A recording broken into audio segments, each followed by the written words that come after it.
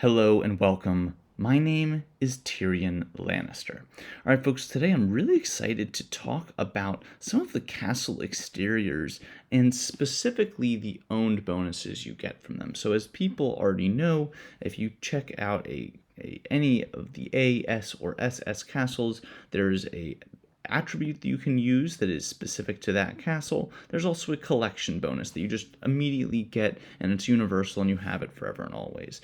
For example, for the Dunes Fort, you get 2.5% cavalry attack when you get it to 2 stars. For something like the Silent Prayer, you can get as much as 15% cavalry attack for 4 stars. This is all comes from using your various crystal essence. There's the gold, purple, and blue essence levels that corresponds to that respective castle type. This shouldn't be new. This is all something that people are already aware of. In general, if we look at the A castles, they typically give about 1% for the first star and then 1.5% in additional for the second star. That's, pretty standard across the board. If we look at any of them, it might be different. The only difference, is the fervor attack. You get 1.5% fervor attack and then 4% fervor attack on Shadow of Valyria.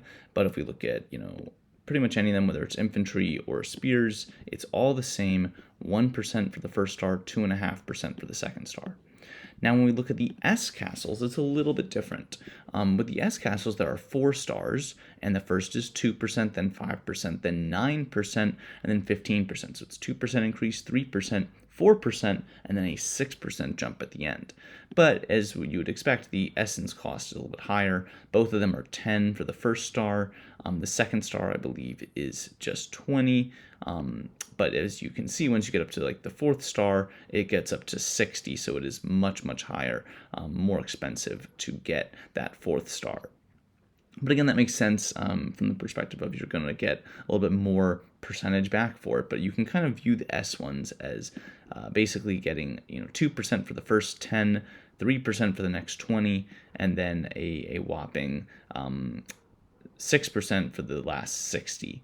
Those are kind of the jumps, so you are getting less percentage for each essence. But none of these compare to what happens when you look at the SS castles, and that's what I want to focus on for right now. So the Winds of Winter, I don't have unlocked. I just have a 30-day voucher on it, so I can't actually get the collection bonus from it in terms of upgrading it. I can't get these star upgrades. If I could, I would be able to get 3% bow attack all the way up to 25%. So you can see that this is just a slightly better version of the S castles, which we would expect. The SS castles are better. We go 3%, 5%, 7%, and then 10% for that last jump. Okay, but as much as we may think that that is standard across the board, you get 25% cavalry attack here. I believe this one is spear, or this is another infantry. Here we go. This will be spear. There you can see 25% spear. So that's the standard, whether it's infantry, cavalry, spear, or bows. But with the introduction of some of the new castles that can only be achieved by the elimination rankings in Alliance Conquest, Siege of Winterfell, and the rest, their collection bonuses are finally available to us. You can finally upgrade those if you actually could redeem a permanent skin, which again can only be gotten through the 100 fragments. That's the way to get those skins. Now, why I wanted to focus on this is that their collection bonuses are a little bit different. They give total health, defense, and total attack, as well as fervor attack. And what's interesting about this is that it's actually inverted in terms of how much the jumps are. So, as you can see, by just getting the 1-star upgrade for the Blue Winter Rose, you get 15% total health. Then you get 4% more for the second star, you get 3.5% for the third star, and then 5% for the 4th star. So it's this kind of weird up and down. You get 15% for the first star that's going to be the cheapest to get, but then all the rest don't even add up to, as much of one of those. And you can see it with the Dragon's Peak. You get the same thing with total health, 15% for the first and the same for the rest. If we go down to the Dragon's Crown, this one gives 15% total attack, all the way up to 27.5% total attack.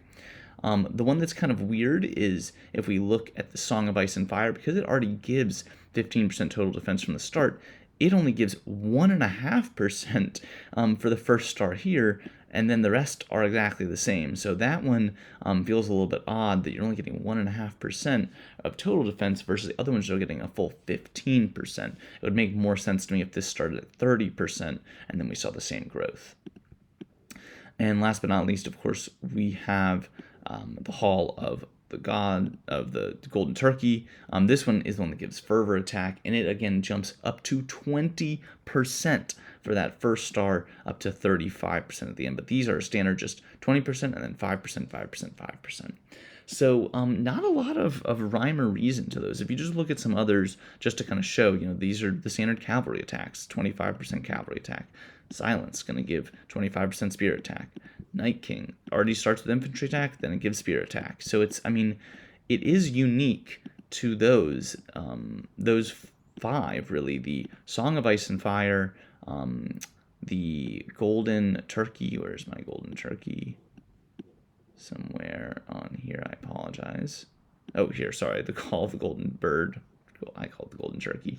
This one, the Song of Ice and Fire, the Dragon's Crown, Dragon's Peak, and the Blue Winter Rose. Those are the ones that give total stats, and they give so much on that first percent. I really don't know why they're giving so much, but it does definitely incentivize you to try to get each of them. If you think about just what that means, getting a 15% total stat buff is a huge buff. I mean, if we compare this to, let's say, some SS, troops, when we look at like the Faceless Men, okay, they're giving 9% total health, 7% total defense, 5% total attack. Even the reversal at best, that's getting basically 15% total attack for you versus your opponent. Same difference, but it takes a lot of SS tokens. I mean, that's 300 SS tokens right there just to get that stat.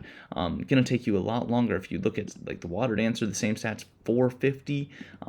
So 450 SS tokens being equal to basically unlocking this castle exterior and then getting the first upgrade feels like a pretty substantial gain to be got if you get the Dragon's Crown permanent skin. So I definitely think that this is worth noting and definitely worth trying to go for these permanent skins. I mean, that's going to be a huge buff if you can get them. And I do wonder whether this is something that's going to be fixed or whether it's going to stay. But as long as it's like this, I really think it is worth getting each of those different castle exteriors at least to the first star, and I wouldn't bother with getting them to 4 stars. I would focus on the first star for all of them, and then once you have all of them, then sure, do the rest. But it really is a little bit unusual. I mean, with most things, we would expect the individual stats to get more of those and less of the total stats, but in this case, that first star, you get a lot more of the total stats than you would if it were just something like infantry here. You're just getting 3% versus 15%, which does not make a lot of sense. But that's what the game is. I wish all of you the best of luck in getting these castle exteriors. Again, the way that you can find them is if you go to the exterior shop, you'll see that they are all available here. The permanent skins, if you get 100 of their respective fragments. You can get those fragments by going to any of the main events like Glorious Battle, Alliance Conquest, any of them. If you go to the rules and you check out the elimination rewards, you can see them right here. Right here. You can see you get 100 Dragon Crowns fragments if you are the first, the most individual elimination rewards out of anyone, and all the way down to the top 100, they'll at least get 10. So I wish everyone the best of luck in getting these exteriors. Definitely going to help your castle out a lot. And until next time, my name is TyrionLanstr. I'll see you then.